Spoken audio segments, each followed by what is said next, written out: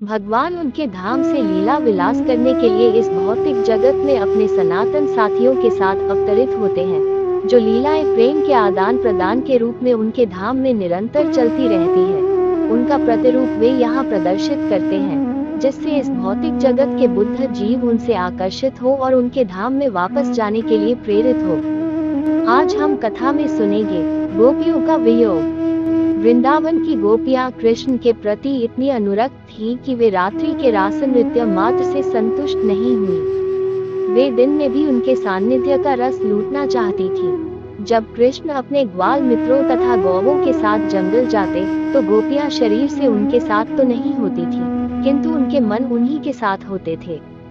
मन के चले जाने पर वे वियोग, विरह की प्रबल भावना से उनके संग का आनंद ले सकती थी। वियोग की इस प्रबल भावना को प्राप्त करना ही भगवान चैतन्य तथा उनकी गुरु परंपरा के गोस्वामियों का लक्ष्य रहा है। जब हम कृष्ण के शारीरिक संपर्क में नहीं होते, उस समय हम गोपियों की भांति वियोग की भावना द्वारा उनका सान्निध्य प्राप्त कर सकते हैं। कृष्ण का दिव्य रूप, गुण, लीलाएं तथा उनके संगी उनसे एकाकार हैं। भक्ति के 9 प्रकार हैं। वियोगावस्था में कृष्ण की भक्ति करने से भक्त उच्चतम सिद्धि के पद को, जो गोपियों का पद है, प्राप्त कर सकते हैं। श्रीनिवास आचार्य द्वारा षड्गोस्वामियों की प्रार्थना में ये कहा गया है कि उन्होंने सरकारी नौकरी के वैभव तथा जीवन के राजसी ठाट को त्याग दिया और वृंदावन चले गए, जहाँ वे सामान्य साधुओं की भांति द्वार द्वार भिक्षा मांगकर रहने लगे। किंतु उनमें गोपियों की वियोगावस्था का इतना प्राबल्य हुआ कि उन्हें प्रतिक्षण दिव्य आनंद की प्राप्ति होने लगी। इसी प्रकार जब भगवान चैतन्य जगन्नाथपुरी में थे, तो वे राधा रानी की भूमिका, राधा भाव संपन्न करते हुए कृष्ण के वियोग का अनुभव करते रहे। जो लोग माधव गौड़ीय संप्रदाय की गुरु परंपरा के हैं, उन्हें कृष्ण के वियोग का अनुभव सदा करना चाहिए, उनके दिव्य रूप की पूजा करनी चाहिए और उनके दिव्य उपदेशों, उनकी लीलाओं, गुणों तथा उनके पार्षदों संगियों के विषय में बातें करनी चाहिए। इससे शिष्य भक्ति की पराकाष्ठा तक पहुंच जाएंगे। कृष्ण भावनामृत की पूर्णता इसी में है कि भगवान की सेवा में लगे रहकर निरंतर वियोग का अनुभव किया जाए। में गोपियां परस्पर कृष्ण के विषय में इस प्रकार चर्चा चलाती रहती थी। एक सखी कहती, सखियों, क्या तुम जानती हो कि जब कृष्ण भूमि पर शयन करते हैं, तो वे अपनी बाईं भुजा के बल लेटते हैं और उनका सिर उनकी बाईं भुजा पर टिका रहता है। वे कोमल अंगुलियों से बांसुरी बजाते समय अपनी आकर्षक भौहें मटकाते हैं और जो ध्वनि उत्पन्न होती है, उससे इतना उत्तम वातावरण पैदा होती है कि उसे सुनकर स्वर्गलोक के निवासी अपनी पत्नियों तथा प्रेमिकाओं सहित आकाश मार्ग से जाते हुए अपने विमान रोक देते, क्योंकि यह उन्हें स्तस्मित कर देती है। तब विमान में बैठी देवताओं की पत्नियां अपने संगीत पर तथा संगीत की योग्यताओं पर लज्जित हो उठती हैं। इतना ही नहीं, वे दाम्पत्य प्रेम से पीड़ित हो उठती हैं और उनके केश तथा चुस्त वस्त्र शिथिल होने लगते हैं। दूसरी गोपी बोली, हे सखियों, कृष्ण जी इतने सुंदर हैं कि लक्ष्मी जी सदैव उनके वक्षस्थल पर निवास करती है और वे गले में सदैव सुनहरी माला पहने रहते हैं। सुंदर घनश्याम अनेक भक्तों के हृदयों को जीवित करने के लिए अपनी वंशी बजाते हैं। वे दीन दुखियारों के एकमात्र मित्र हैं। जब वे बांसुरी बजाते हैं, तो वृंदावन की सारी गौवें तथा पशु चारा चबाना छोड़कर मुंह का तृण मुंह में ही रखे रह जाते हैं। वे कान उठाकर स्तंभित हो उठते हैं। वे जीवित नहीं अपितु चित्रलेखे से प्रतीत होते हैं। कृष्ण का वंशीवादन इतना मोहक है कि पशु तक मोहित हो जाते हैं। हम लोगों का तो कुछ कहना ही नहीं। वृंदावन की एक अन्य गोपी कहने लगी, सखियों, पशुओं की बात छोड़ दें। नदियां तथा सरोवर जैसी जड़ वस्तुएं भी कृष्ण को सिर पर मोर पंख लगाए और वृंदावन रज गैरिक लपेटे जाते देखकर स्तंभित हो जाती हैं। वे अपने शरीर पत्तियों तथा फूलों से अलंकृत किए हुए एक वीर अभिनेता की तरह लगते हैं। जब वे बांसुरी बजाकर गौवों तथा बलराम को बुलाते हैं, तो यमुना नदी बहना बंद कर देती है और वायुवारा उनके चरण कमलों की धूल ले जाने की प्रतीक्षा करती है। किंतु बेचारी यमुना भी हमारी तरह अभागी है, उसे कृष्ण कृपा प्राप्त नहीं हो पाती। नदी बेचारी स्तंभित होकर अपनी तरंगे रोक देती है। जिस प्रकार हम निराश होकर कृष्ण के लिए विलाप करना बंद कर देती हैं, कृष्ण की अनुपस्थिति में गोपियां निरंतर आंसू बहाती रहती थी, किंतु कभी कभी जब उन्हें आशा बंधती कि वे आ रहे हैं, तो विलाप करना बंद कर देती। किंतु जब गोपियां देखती कि वे नहीं आ रहे तो निराश होकर पुनः रोने लगती। कृष्ण आदि भगवान और समस्त विष्णु रूपों के मूल हैं, सारे ग्वाले देवता हैं। भगवान विष्णु, शिव, ब्रह्मा, इंद्र, चंद्र आदि देवताओं से सदैव पूजित हैं और घिरे रहते हैं। जब श्री कृष्ण वृंदावन के जंगल में विचरण करते या गोवर्धन पर्वत पर जाते, तो उनके साथ साथ ग्वाल बाल रहते।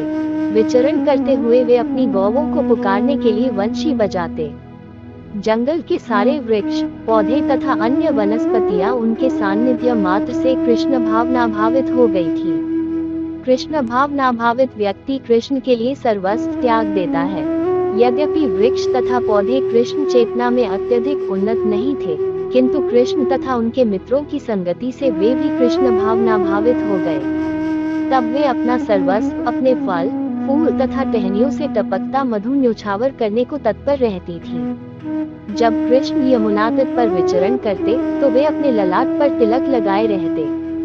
वे विविध वन फूलों की माला पहने रहते तथा उनका शरीर चंदन तथा तुलसी दल के लेप से लिप्त रहता। वायुमंडल की मधुर सुगंध के पीछे भार दीवाने रहते। वे भौरों की गुंजार से प्रसन्न होकर अपनी वंशी बजाते और उस गुंजार से मिलकर सारी ध्वनियां इतनी मधुर हो जाती कि सारस, हंस, बत्तख तथा अन्य जलचर सम्मोहित हो जाते। तैरने अथवा उड़ने की बजाय वे स्तंभित हो जाते और अपनी आंखें बंद करके कृष्ण की पूजा में समाधिस्थ हो जाते। एक गोपी बोली, हे सखी, कृष्ण तथा बलराम सुंदर कुंडलों तथा मोती की मालाओं से सुसज्जित हैं। वे गोवर्धन पर्वत की चोटी पर आनंद ले रहे हैं। जब कृष्ण अपनी बांसुरी बजाते हैं, तो सारी सृष्टि सम्मोहित हो जाती है और सारी वस्तुएं दिव्य आनंद में डूब जाती हैं। जब वे वंशी वादन करते हैं, तो डर के मारे बादल अपना गरजना बंद कर देते हैं। वे वंशी की ध्वनि के विचलित न करके मंद स्वर से अपने मित्र कृष्ण को बधाई देते हैं। कृष्ण को बादलों का मित्र माना जाता है, क्योंकि बादल तथा कृष्ण दोनों ही मनुष्यों की विचलित अवस्था में उन्हें प्रसन्न करते हैं। जब लोग भीषण गर्मी से जल उठते हैं, तो बादल वर्षा द्वारा उन्हें प्रसन्न करता है। इसी तरह जब लोग भौतिक वेदनाओं की ज्वाला से संतप्त हो उठते हैं, तो कृष्ण भावनामृत बादल की भांति राहत देता है।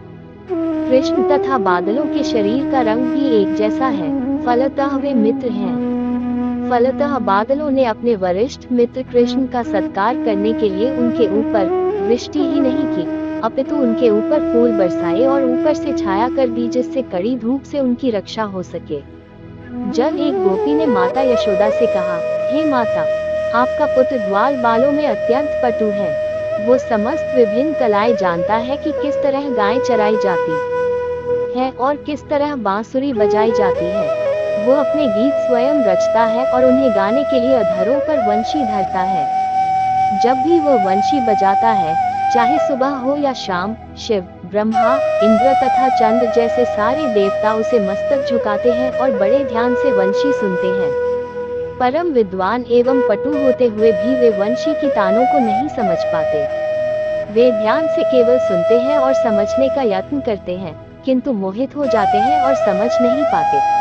अन्य गोपी बोली, हे सखी, जब कृष्ण अपनी गौवों समेत घर लौटते हैं, तो पृथ्वी को गौवों के चलने से जो पीड़ा होती है, वह कृष्ण के चरण चिन्हों से, जिसमें ध्वजा, वज्र, त्रिशूल तथा कमल फूल अंकित रहते हैं, दूर हो जाती है। उनके लंबे डग अत्यधिक आकर्षक लगते हैं। वे बांसुरी लिए रहते हैं। हम तो उन्हें देखकर ही उनकी संगति का आनंद लेने के लिए कामाभिभूत हो जाती हैं। उस समय हमारी गति बंद हो जाती है। हम वृक्ष के समान जड़ बन जाती हैं। हम इतना तक भूल जाती है कि हम कैसी हमारे केश तथा वस्त्र ढीले हो रहे हैं। कृष्ण के पास सहस्रों गायें थी और ये उनके रंगों के अनुसार टोलियों में बटी थी। रंगों के अनुसार ही उनके नाम थे। जब वे चरागाह से लौटने वाले होते, तो वे सारी गौवों के एकत्र कर लेते। जिस प्रकार वैष्णवजन अपनी माला पर 108 गुड़ियों को जपते हैं, जो 108 गोपियों की सूचक है, उसी तरह कृष्ण गौवों की टोलियों का 108 गुड़ियों की तरह जप करते। एक गोपी ने अपनी सखी से कृष्ण का इस तरह वर्णन किया, जब कृष्ण लौटते हैं तो तुलसी की माला पहने रहते हैं। वे अपना हाथ किसी ग्वाल मित्र के कंधे पर रखे रहते हैं और अपनी दिव्य बांसुरी बजाना प्रारंभ करते हैं। उनकी वंशी की ध्वनि वीणा की ध्वनि के समान होती है, जिसे सुनकर श्याम हिरनिया, कृष्ण सार मृग पत्नियां सम्मोहित हो जाती हैं। ये हिरनियां इतनी मोहित हो जाती है कि वे कृष्ण के पास आकर शांत खड़ी रहती हैं और वे अपने घर तथा पतियों की सुधि भूल जाती हैं। जिस प्रकार हम कृष्ण के दिव्य गुणों के सागर द्वारा मोहित हैं, उसी तरह हिरनियां भी उनकी वंशी की ध्वनि से सम्मोहित होती हैं। एक अन्य गोपी माता यशोदा से बोली, हे माता, जब आपका लाडला घर लौटता है तो वो कुंद कलियों की माला पहन लेता है और अपने मित्रों को प्रसन्न करने के लिए बांसुरी बजाता है। दक्षिण से बहने वाली बयार सुगंधित एवं शीतल होने के कारण वायुमंडल को प्रमुदित करती है और गंधर्व तथा सिद्ध जैसे छोटे देवता इस वायुमंडल का लाभ उठाते हैं तथा अपनी दुंदुभी तथा बिगुल बजाकर कृष्ण की स्तुति करते हैं। कृष्ण वृंदावन वासियों तथा व्रजभूमि के प्रति अत्यंत सदय हैं और जब वे अपनी गौवों तथा मित्रों समेत लौटकर आते हैं तो वे गोवर्धनधारी के रूप में स्मरण किए जाते हैं। इस अवसर का लाभ उठाकर ब्रह्मा तथा शिव जैसे बड़े बड़े देवता नीचे उतरकर संध्या की प्रार्थना करते हैं और ग्वालों के साथ मिलकर कृष्ण के गुणों का इस प्रकार गान करते हैं, कृष्ण देवकी के गर्भ रूपी समुद्र से उत्पन्न चंद्रमा के तुल्य हैं। जब वे सायंकाल लौटते हैं तो वे थके प्रतीत होते हैं, किंतु फिर भी वे अपनी शुभ उपस्थिति से वृंदावन वासियों को प्रमुदित करने का प्रयत्न करते हैं। जब वे फूलों की माला पहने लौटते हैं तो उनका मुख स्वर्ण कुंडलों से सजा हुआ होने के कारण सुंदर लगता है। वे हाथी जैसी चाल से वृंदावन में विचरण करते हुए अपने घर में मंद गति से प्रविष्ट होते हैं। उनके आते ही वृंदावन के सारे पुरुष, स्त्रियां तथा गौवें तुरंत ही दिन की प्रखर गर्मी को भूल जाती हैं। कृष्ण की दिव्य लीलाओं तथा कार्यकलापों का यह वर्णन गोपियों द्वारा वृंदावन से उनकी अनुपस्थिति में किया जाता था। इससे हमें पता चलता है कि कृष्ण कितने आकर्षक हैं, न केवल मनुष्यों की ओर बल्कि सभी जड़ चेतन वस्तुओं की ओर। वृंदावन में हर व्यक्ति तथा हर वस्तु कृष्ण द्वारा आकर्षित होती है, जिसमें वृक्ष, पौधे, जल और हिरण तथा गौवों जैसे पशु भी सम्मिलित हैं। कृष्ण के आकर्षण का यही पूर्ण विवरण है। जो लोग कृष्ण भावनामृत में तल्लीन रहने का प्रयास करते हैं, उनके लिए गोपियों का उदाहरण अत्यंत शिक्षाप्रद है।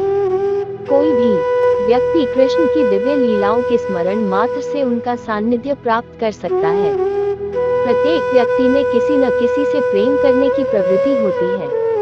कृष्ण भावनामृत का केंद्र बिंदु ही कृष्ण को प्रेम का लक्ष्य बनाना है।